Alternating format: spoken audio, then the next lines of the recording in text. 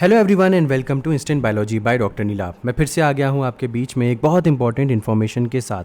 बहुत सारे स्टूडेंट्स मुझसे जॉब अपॉर्चुनिटीज़ के बारे में पूछते हैं कि बैचलर्स के बाद या मास्टर्स के बाद लाइफ साइंस में, और ख़ासकर केमिस्ट्री के बहुत सारे स्टूडेंट्स मुझसे पूछते हैं कि उनके लिए कौन कौन सी अपॉर्चुनिटीज़ अवेलेबल हैं।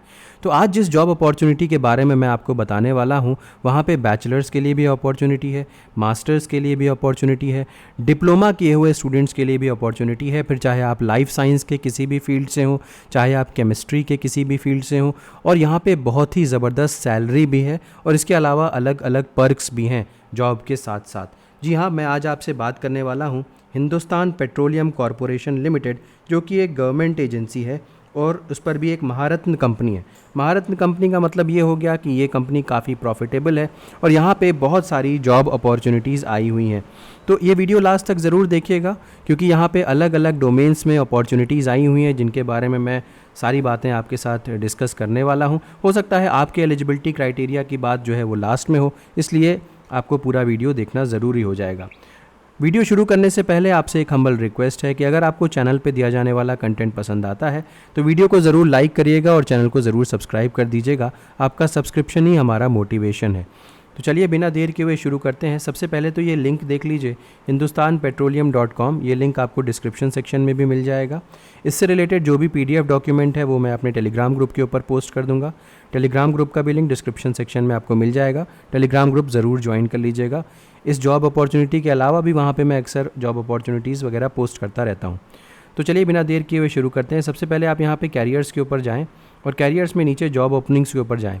जैसे आप जॉब ओपनिंग्स के ऊपर क्लिक करेंगे तो यहाँ पे आपको FTRA एंड FTPA रिक्रूटमेंट नज़र आएगा। फिर यहाँ पे इसके ऊपर क्लिक करेंगे तो आप देख सकते हैं fix term research associate FTRA की पोजीशन दी हुई है। इसके अलावा fix term project associate FTPA की पोजीशन दी हुई है और यहाँ पे उससे रिलेटेड FAQs भी दिए हुए हैं।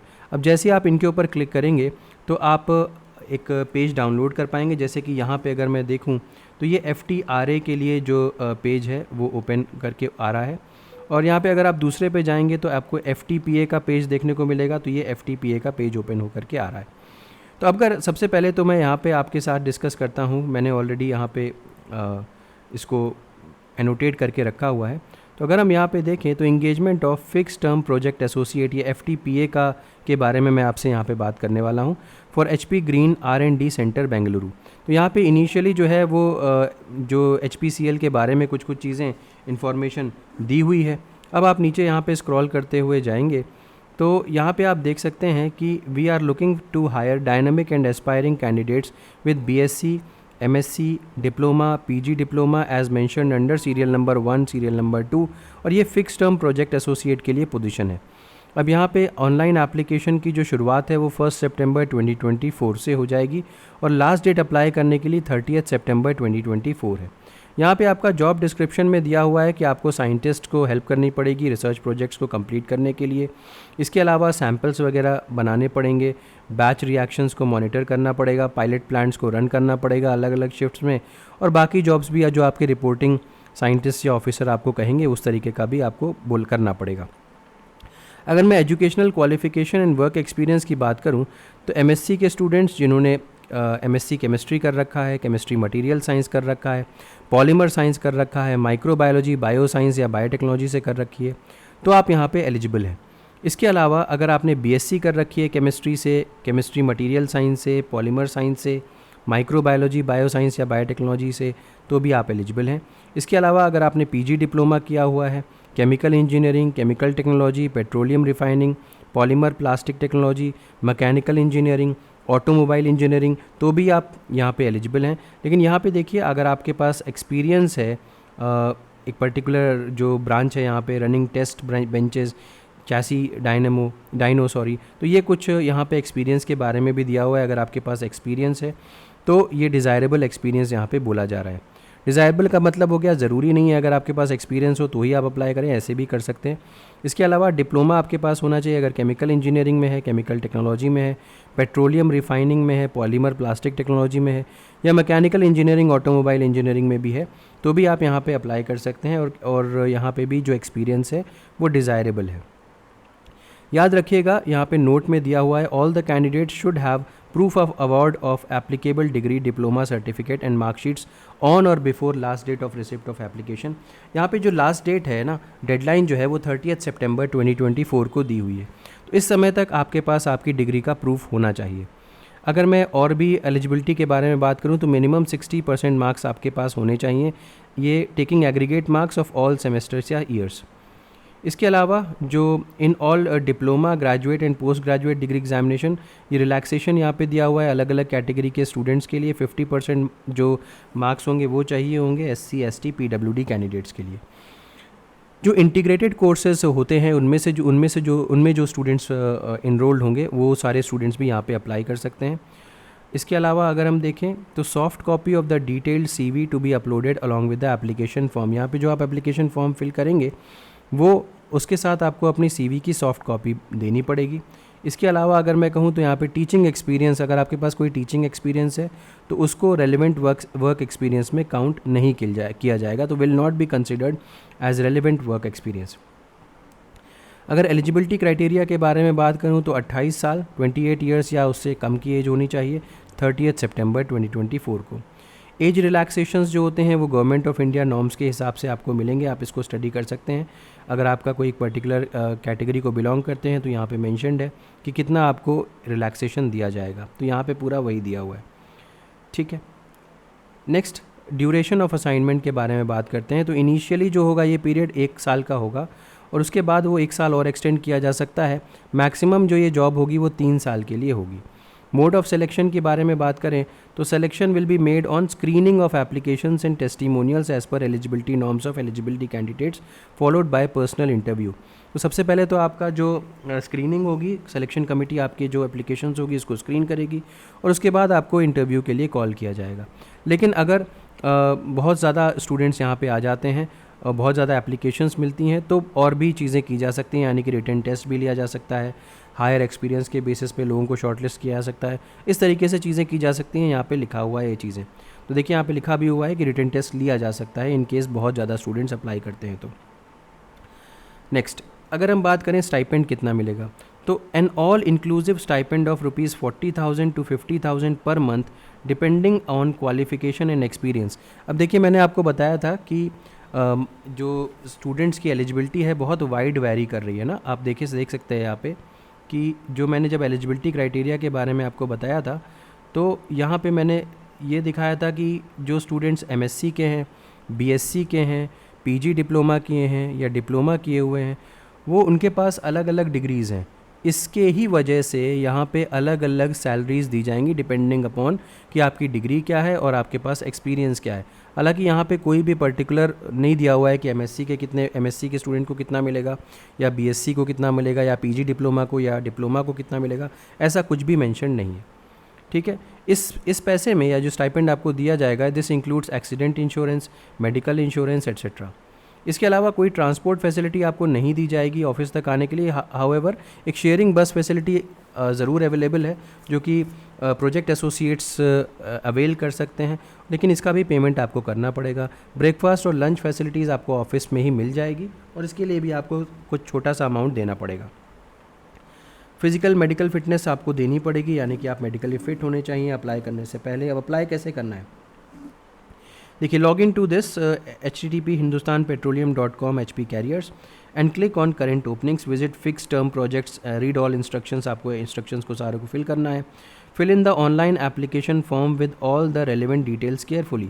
अब यहाँ पे अगर हम लोग देखें इसको, अगर हम जॉब ओपनिंग्स के ऊपर जाएँ तो आप यहाँ पे देख सकते हैं कि ये जो यहाँ पे FT RA and FTPA recruitment, इसी के बारे में यहाँ पे ये बात कर रहे हैं। ठीक है, वापस आते हैं, मैं एक बार फिर से वापस आता हूँ। यस, तो यहाँ पे आप अपनी सारी डिटेल्स को फिल कर लीजिए। Fill in the online application form with all the relevant details once submitted can not be modified.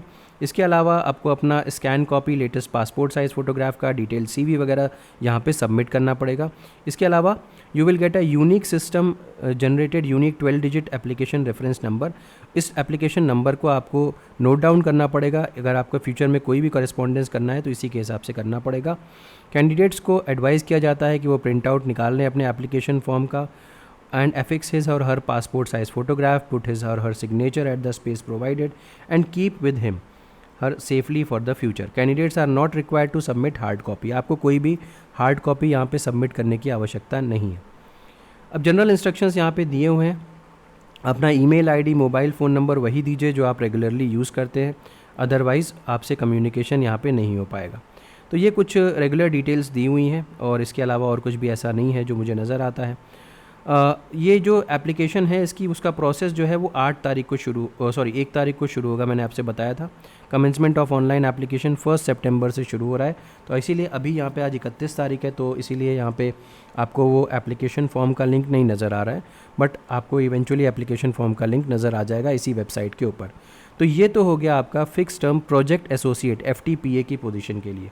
अब अगर मैं बात करता हूँ जो दूसरी वाली पोजीशन दी हुई है, तो FTPA के बारे में मैंने बताया, अब FTRA के बारे में बात करते हैं। तो इसको जैसे ही आप ओपन करोगे ये यहाँ पे FTRA की पोजीशन के बारे में ये आ गया।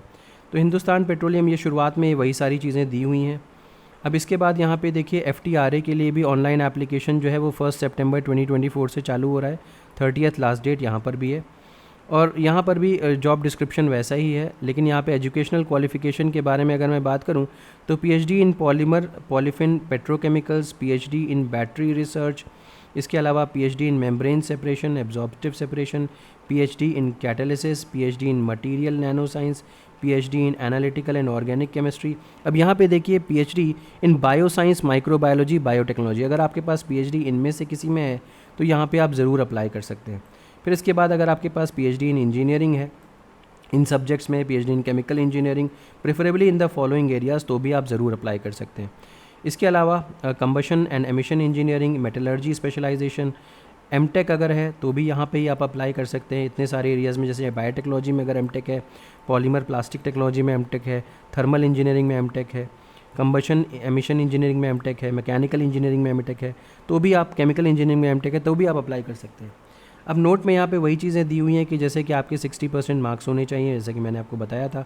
आपके पास PhD की प्रोविजनल फाइनल डिग्री हो जानी चाहिए 30 सितंबर 2024 तक। यहाँ पर भी अगर हम बात करें तो SC/ST के स्टूडेंट्स को रिलैक्सेशन मिला हुआ है, 50% मार्क्स उनके ओवरऑल होने चाहिए। इंटीग्रेटेड कोर्सेज़ के सब्जेक्ट्स के स्टूडेंट्स भी अप्लाई कर सकते हैं। Research work carried out during the course, उसको रेलिवेंट एक्सपीरियंस नहीं काउंट किया जाएगा, जैसे कि पीछे भी हुआ था। यहाँ पे जो लास्ट डेट है वो टू एलिजिबिलिटी क्राइटेरिया में जो एज लिमिट दी हुई है वो 32 ईयर्स या उससे कम की होनी चाहिए 30 सितंबर 2024 तक। इसके अलावा जो कंसेशन एज रिलैक्सेशन में था वो वैसे का वैसे ही रहेगा, पीछे जैसे मैंने बताया था। ड्यूरेशन ऑफ असाइनमेंट यहाँ पे मैक्सिमम 4 ईयर्स का होगा, इनिशियली 1 साल का होगा बट बढ़ा सकते हैं 4 साल तक। मोड ऑफ सिलेक्शन वैसे ही होगा, यहाँ पे इनिशियली पहले आपको स्क्रीनिंग होगी, उसके बाद आपका इंटरव्यू होना चाहिए, लेकिन अगर बहुत सारे स्टूडेंट्स अप्लाई करेंगे तो ये एग्जामिनेशन भी ले सकते हैं, रिटन टेस्ट हो सकता है। स्टाइपेंड देखिए बहुत ही अच्छा स्टाइपेंड दे रहे हैं, 65,000 to 85,000 पर मंथ का स्टाइपेंड यहाँ पे दिया जा सकता है, डिपेंडिंग अपॉन कि आपकी क्या क्वालिफिकेशन है। फिजिकल मेडिकल फिटनेस आपको देनी पड़ेगी। हाउ टू अप्लाई, यही तरीका है जैसे कि मैंने आपको बताया था, वो ग्रेजुअली वहाँ पे फॉर्म आ जाएगा 1 तारीख से। अच्छा, यहाँ पे क्योंकि आप PhD के स्टूडेंट्स भी एलिजिबल हैं, तो it may be noted that if the details are not provided in the prescribed format application will be rejected. तो candidates are advise to fill in online the below format detailing bibliographic information. तो आपके कितने patents हैं, क्या नाम है आपका, publication year क्या है, जर्नल में कौन से जर्नल में आपने पेपर छापा था, उसकी इम्पैक्ट फैक्टर कितनी है, वो सारी चीज़ें आपको यहाँ पे देनी पड़ेंगी क्योंकि PhD के स्टूडेंट्स भी अलाउड है। ठीक, अब जब आप फॉर्म भरेंगे तो आपको एक एप्लीकेशन नंबर दिया जाएगा, जैसे मैंने पीछे बताया था 12 डिजिट का एप्लीकेशन नंबर होगा, इसको नोट डाउन कर लेना है। अब यहाँ पे रिसर्च एसोसिएट की पोजीशन है, तो फिक्स टर्म रिसर्च एसोसिएट की यहाँ पे ये पोजीशन है, वो प्रोजेक्ट एसोसिएट की पोजीशन थी। ठीक है, बाकी सारी की सारी चीज़ें मुझे लगता है वैसी ही हैं, तो इसमें और कोई भी चेंज नहीं है। तो उम्मीद है कि ये इन्फॉर्मेशन आपके लिए यूज़फुल रही होगी। अगर वीडियो पसंद आया तो इसे ज़रूर लाइक करिएगा, चैनल को सब्सक्राइब करना ना भूलिएगा, बेल आइकन को ज़रूर प्रेस करिएगा और अपने फ्रेंड्स के साथ भी ज़रूर शेयर करिएगा। Thank you so much, have a good day.